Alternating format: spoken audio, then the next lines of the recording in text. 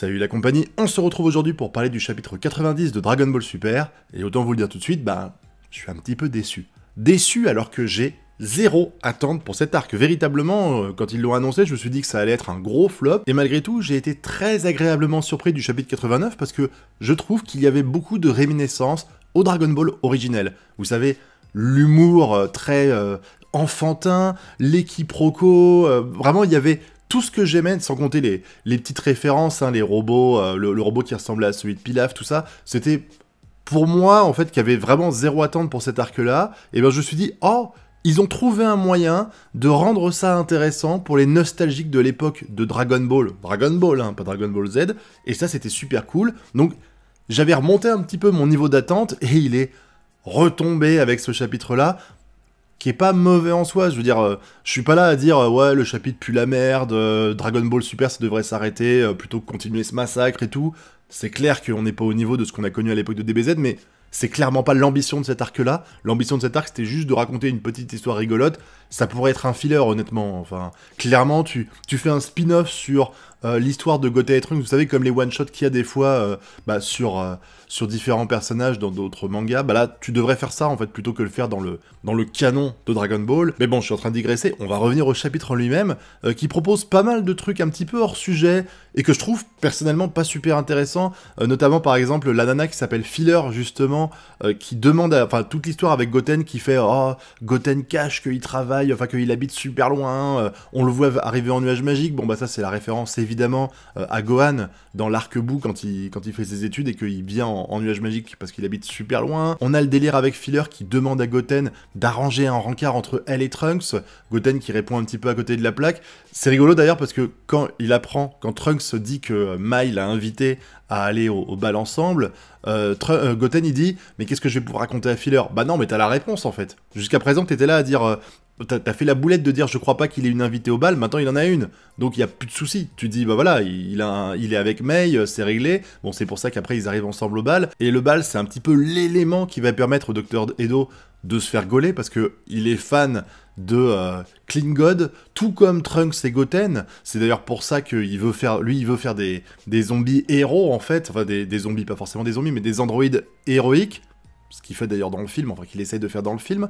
Trunks et Goten aussi, en fait. Ce qui est rigolo, on va partir un peu sur un peu de la philosophie, mais ce qui est rigolo, c'est de te dire que ces trois personnages veulent atteindre le même objectif.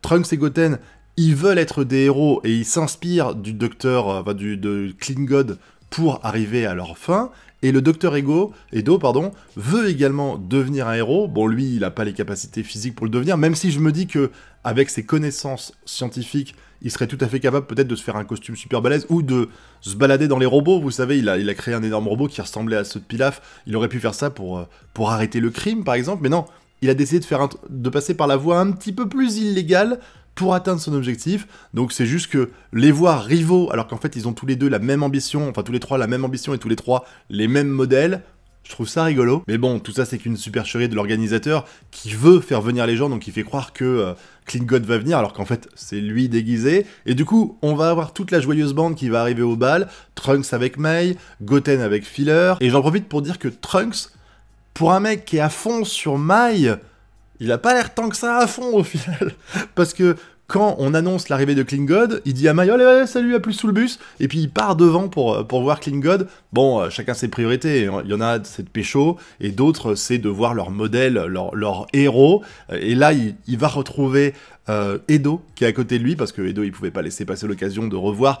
On a l'explication, alors, je suis pas en train de dire que le scénario tombe à la flotte très vite, mais c'est vrai que quand le Dr Edo dit qu'il veut revoir Clean God parce que il a perdu l'autographe qu'il lui avait fait, que c'était un truc qui était très précieux à ses yeux, je me suis dit tout de suite que dans la mallette maintenant, il y avait l'autographe et pas la disquette ou pas un truc super important. Ça me paraissait évident, et je pense que je dis pas ça en tant « Waouh, je suis un dieu vivant », parce que je pense que vous l'aviez tous compris à ce moment-là. Mais du coup, ils se retrouvent ici avec Trunks à discuter ensemble du « Oh mon dieu, Clean God, c'est mon modèle, tout ça, tout ça ». Mai va essayer de l'arrêter parce que en réalité, elle a invité Trunks uniquement pour se pointer au bal parce qu'elle se doutait que le Dr Edo était là. Ce qui prouve que quand même, elle est assez maligne, hein. Même si elle fait croire à un moment donné qu'elle fait « Je sais pas qui c'est dans ce costume-là, c'est bizarre, on dirait Trunks, je crois ». Je sais plus comment exactement elle le dit, mais elle va tout balancer à Goten, ce qui est débile parce qu'elle sait que Goten c'est le meilleur ami de Trunks. Je comprends pas le délire en fait. Tu dis au meilleur ami, oh, au fait j'ai invité Trunks au bal, mais c'est juste un subterfuge. Bon, elle dit pas qu'elle est pas amoureuse de lui, mais elle explique que il y avait pas d'attention cachée derrière. Enfin si, mais pas celle que Trunks pense. Hein. C'est pas parce qu'elle est attirée par Trunks qu'elle l'invite au bal, c'est uniquement parce qu'elle a besoin d'un prétexte. Ça aurait été beaucoup plus malin pour moi d'inviter Goten et de lui expliquer directement ça, plutôt que de mentir à Trunks. Hein. C'est pas très sympa, ma chère Mai, de faire ça. Tu joues pas avec le cœur des hommes. Arrêtez, mesdames, de jouer avec notre petit cœur fragile. Et du coup, pour ça, elle arrive avec un costume mi-robe, mi-armure au bal pour être préparée à affronter Edo. Mais Edo, il y a un de ses androïdes qui était présent sur place et qui empêche Mai de faire ce qu'elle voulait. Du coup, Krillin arrive. Alors là, c'est là que ça commence à être un petit peu le bordel, parce que Krillin arrive en disant que c'est Mai qui l'a fait venir. Bon, Mai espérait pouvoir arrêter à elle toute seule Edo. Je vois pas comment elle pouvait faire ça, puisqu'elle sait que Trunks est là, elle sait que Goten est là, et elle connaît leur pouvoir, hein. C'est pas comme si elle les découvrait aujourd'hui, donc elle se doutait bien que même si elle arrivait avec son petit pistolet à faire peur au Dr Edo, ceux qui réussiraient peut-être à neutraliser Edo, ce serait Trunks et Goten au final. Mais bon, ça c'est mon cerveau qui se met en route, et vous allez voir que dans ce passage-là, il se met en route un sacré paquet de fois, parce que après, Edo il va faire une sorte d'écran de fumée pour pouvoir s'enfuir. Alors j'ai envie de dire... Comment ça se fait que Goten, Trunks et Krillin n'arrivent pas à aller à le rattraper et soient perturbés par de la bête fumée, alors que normalement t'as de la fumée qui arrive. Je veux dire, ils arrivent à arrêter des coups de poing qui vont limite à la vitesse de la lumière, mais par contre, un écran de fumée qui avance comme ça, là c'est pas possible. Hein. Ils peuvent voler, ils peuvent sortir de là en une demi-seconde, ils sortent du bâtiment, mais enfin, c'est pour le scénario, donc on va dire qu'il n'y a pas de souci avec ça. Surtout que ça permet à Krillin après de surveiller Edo pour voir où est son repère discrètement, donc pourquoi pas après tout, mais là où ça me perturbe un petit peu, c'est par contre Goten et Trunks, qui vont partir avec Krillin, enfin qui vont rattraper Krillin, et où il va y avoir l'explication qui va en fait nous expliquer ce qui se passe dans le film d'après, le film super-héros, parce qu'il y a Krillin qui va dire, on est au courant que le Dr Edo est dangereux, on sait que l'armée du ruban rouge est de retour, qu'ils vont essayer de contacter le Dr Edo. Si ça paraissait si évident que ça, et que vous vouliez arrêter l'armée du ruban rouge, alors déjà, tu te sers de Edo comme appât, tu l'arrêtes pas tout de suite, tu le surveilles, tu l'arrêtes et tu lui dis, voilà, si vous voulez avoir de la liberté conditionnelle, eh ben, vous allez faire en sorte de vous faire rencontrer l'armée du ruban rouge et on les chopera. Ou encore, tout simplement, au bout de 3 mois, quand il sort de Zonzon, tu le suis, il s'est pas passé 2 minutes entre le moment où il sort de prison et où l'armée du ruban rouge débarque. Je veux dire, si t'as vraiment peur que l'armée du ruban rouge revienne... Tu mets au moins... Tu fais surveiller au moins 1 semaine, Dr Edo. Enfin, je sais pas, ça me paraît évident, mais là, encore une fois, on est dans un scénario qui est lolesque. Le but, c'est pas d'être sérieux, donc je suis en train de chercher de la cohérence, mais c'est juste que, quand j'ai vu ce passage-là, j'ai fait, putain, mais vous êtes vraiment très con quand même. Je sais pas, ça m'est venu tout de suite, je sais pas ce que vous en pensez, si vous aussi vous avez tilté, ou c'est juste moi qui ai mon esprit tordu, et qui me suis dit qu'il y avait un problème avec ça. Et autre chose aussi, qui m'a... Alors, un peu dérangé, j'exagère, hein, mais c'est Trunks qui veut jouer les super-héros. Normalement, il explique depuis le début que son objectif, c'est de se battre, hein, je rappelle. C'est d'ailleurs une incohérence pour moi avec la fin de DBZ, mais... Et là, on n'aura pas l'explication, j'y reviendrai plus tard, mais t'as Trunks qui extorque un rendez-vous avec Mai en échange d'arrêter le Dr Edo. Mec, depuis le début, c'est toi qui veux être un super-héros et affronter des mecs balèzes. Et là, t'es en train d'essayer de t'arranger pour pécho Mai comment dire, en lui balançant, c'est pas un ultimatum, mais presque, quoi, c'est... Voilà, et Mai qui dit, ouais, vas-y, t'auras tous les rencarts que tu veux, vas-y, déglingue-moi le carafon, y a pas de souci. Si jamais t'arrêtes Edo, je vois pas pourquoi elle veut absolument arrêter le Dr Edo, surtout que son objectif c'était d'arrêter d'être considérée comme une jeune femme en détresse. Je veux pas être méchant, mais si c'est vraiment le cas, je suis pas convaincu que t'arrêteras d'être considérée comme une jeune femme en détresse si tu demandes à un homme d'arrêter quelqu'un pour toi en échange d'un rendez-vous galant. C'est un petit peu bizarre comme formule, mais... Encore une fois, on va arrêter de chercher la logique dans DBS. Ils vont arriver sur le lieu de repère du Dr Edo. À ce moment-là, le Dr Edo va utiliser son arme secrète qui est Dinobot, je crois qu'il s'appelle, qui était... Bon, c'était rigolo de voir ça, hein, voilà. Petit combat rapide de 5-6 pages. Il n'y avait rien de transcendant, mais c'était rigolo. Il y a juste un truc, encore une fois, désolé, je vais faire chier avec ça, qui m'a choqué, c'est quand même que le Kienzan de Krillin ne transperce pas le dino. J'avoue que c'est quand même chelou, parce que tu te dis que Krillin, il est quand même balèze. Découper un dinosaure robot comme ça, même s'il est balèze, je pense que c'est quand même possible pour lui. Surtout qu'après, bon, t'as quand même Goten et Trunks qui vont se transformer en Super Saiyan et qui vont transpercer le dinosaure. Donc est-ce que Goten et Trunks, qui s'entraînent plus vraiment, sont plus forts en Super Saiyan 1 que le Kienzan de Krillin, qui est pourtant super balèze, on le sait.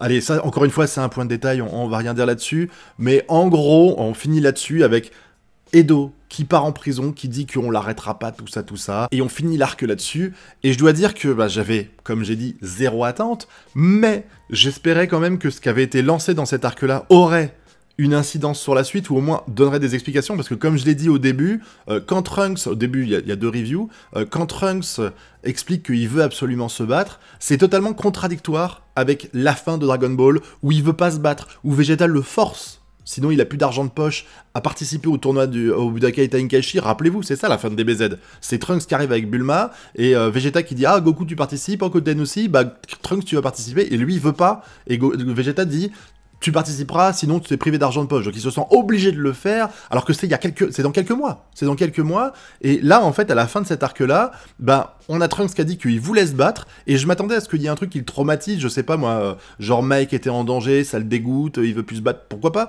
Et finalement, pas du tout, en fait, t'as posé ça là, et puis tu l'enlèves directement. Pouf. Et ça, c'est vraiment dommage, parce que on aurait pu avoir un arc vraiment débéien. Je sais pas comment je peux dire autrement, Dragon Ballien, avec de l'humour en permanence, voilà, qui rappelle un peu la nostalgie de l'époque, de cette époque bénie, que beaucoup n'ont pas connue parce qu'ils ont commencé avec l'Arc Saiyan. Et j'ai vraiment eu de l'espoir avec le 89, parce que autant le 88, il introduisait un petit peu ça, et j'avais un peu du mal à me mettre dedans, mais le 89... je trouvais que c'était vraiment une agréable surprise, et j'espérais en fait que le 90 soit du même acabit, et aussi qu'il réponde aux questions que je me suis posées, notamment à propos de Trunks par exemple, et finalement ça part à la poubelle. C'est-à-dire que tu lances un truc avec Trunks qui veut absolument se battre, tu n'en fais rien du tout, tu lances le délire avec Mai, bon là on a plus ou moins introduit le fait qu'ils vont sortir ensemble, même si... la façon dont il fait est un peu pas super friendly, je trouve.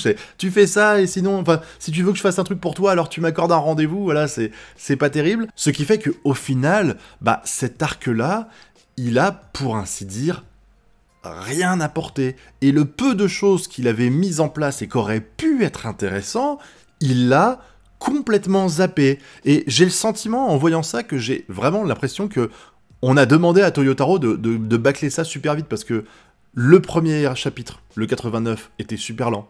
Il se passe pas grand chose, honnêtement. Le 89 est déjà plus intéressant. On introduit les choses, la rencontre entre Trunks et Goten avec Edo, ou au moins avec ses sbires, le délire du disque et tout ça. Et quand on arrive au 90, on torche ça, vite fait. On met l'élément de conclusion hyper rapidement. Mais ça m'a vraiment rappelé les épisodes de DB de l'époque, sauf que les épisodes de DB de l'époque, c'était un épisode de 20 minutes qui te torchait ça. Là, c'est 120 pages pour, au final, un truc qui pourrait se conclure en un seul épisode de Dragon Ball. Voilà, de toute façon, on savait qu'il n'y avait pas énormément d'ambition, c'était vraiment un arc bouche-trou, et c'est ce qu'il a été, mais c'est juste que j'aurais aimé qu'ils aillent au bout du délire, que ce soit beaucoup plus dans la nostalgie et le fun de l'époque Dragon Ball, au lieu d'essayer juste de dire, voilà, il faut qu'on comble 3 mois de série, et qu'on explique pourquoi le Dr Edo rencontre l'armée du ruban rouge, ce qui n'a aucun intérêt, sincèrement. Je veux dire, on aurait autant des fois, quand vous avez par exemple des arcs qui racontent des choses, et qu'après on a un petit flashback pour nous expliquer comment ça s'est passé avant. Vous savez, genre Rainer, Bertholdt et Annie quand ils arrivent sur l'île du paradis, et l'avant, le choix des guerriers mares, ou même le film L'histoire de Trunks, qui permet un petit peu de combler, de boucher des petits trous sur l'intrigue.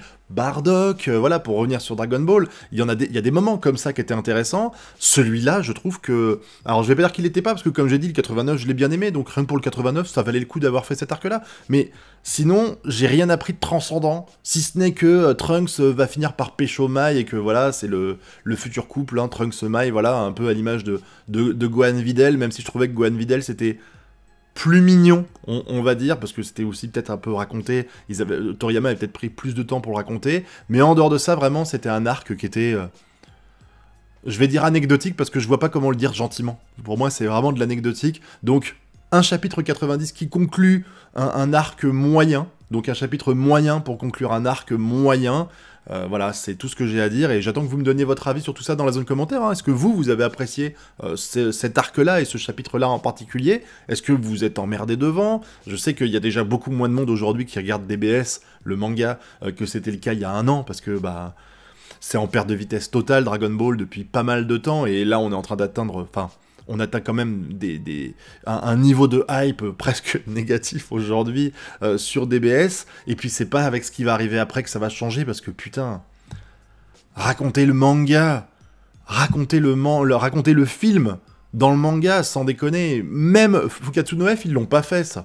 Fukatsu no F l'ont pas fait, bon, Battle of Gods, ils l'avaient fait, et c'était un peu chiant, mais là, voilà, le seul intérêt que je vois à faire ça, c'est le fait que ce qui va être raconté dans ce film va avoir un impact pour la suite. C'est-à-dire que je pensais vraiment que le délire de Piccolo Orange, désolé, je spoil un peu le film, hein, Piccolo Orange et Gohan Beast, on les reverrait plus jamais, surtout qu'à la fin du film, on est là, on fait « Chut, tu diras pas à Goku et Vegeta qu'on a cette transformation-là ». Donc je me demandais si ça allait faire la même chose ici, et finalement non, en fait, parce que comme on les raconte en manga, je pense que tôt ou tard, Gohan et Piccolo vont revenir sur le devant de la scène, avec leur transformation dégueulasse pour Piccolo. Je vois pas comment on peut trouver ça stylé, le Piccolo orange, le jaune à rigueur passe encore, mais le orange, waouh, la catastrophe vraiment. Le Beast, bon, je vais pas juger, mais je me dis que peut-être, et c'est le seul point positif que je vois à adapter ce film en manga, c'est le fait qu'on va prendre en compte la transformation de Goku et de Piccolo pour qu'ils soient un peu à niveau de Goku et Vegeta, parce que jusqu'à présent, bah, en fait, Dragon Ball, c'est devenu Goku et Vegeta et point barre. Même si c'est vrai que c'était déjà le cas dans l'arc-bout, soyons clairs, Piccolo, Krillin et compagnie, ils servent plus à rien, mais il y avait quand même encore au moins Gohan. Là, bah, Gohan, il est complètement jeté à la poubelle, et peut-être qu'avec ça, on aura le retour de Gohan et Piccolo. C'est la seule chose positive que je vois là-dedans. Donc, croisons les doigts et attendons, parce qu'il faudra au moins 3-4 chapitres également pour sortir cette histoire-là en manga, avec peut-être quelques petites parties inédites, donc on verra ce que ça donne, hein. J'en parlerai de toute façon en vidéo avec vous. Mais maintenant, je pense que j'ai fait le tour de ce que j'avais à dire, j'espère que ça vous a plu. Si c'est le cas, vous connaissez la chanson, le pouce bleu, l'abonnement et le partage. N'oubliez pas que j'ai une chaîne principale sur laquelle je parle de plein de choses, des vidéos travaillées sur divers sujets, notamment sur les mangas et les animés, bien entendu, que j'ai une chaîne secondaire sur laquelle je parle de jeux vidéo, et également que je suis en live Twitch tous les soirs à partir de 22h30, et que j'ai un Discord. Tous les liens sont dans la description, donc n'hésitez pas à venir me voir sur tous les réseaux, hein, ça fait plaisir. En attendant, je vous dis à très bientôt pour de prochaines vidéos. Tchuss!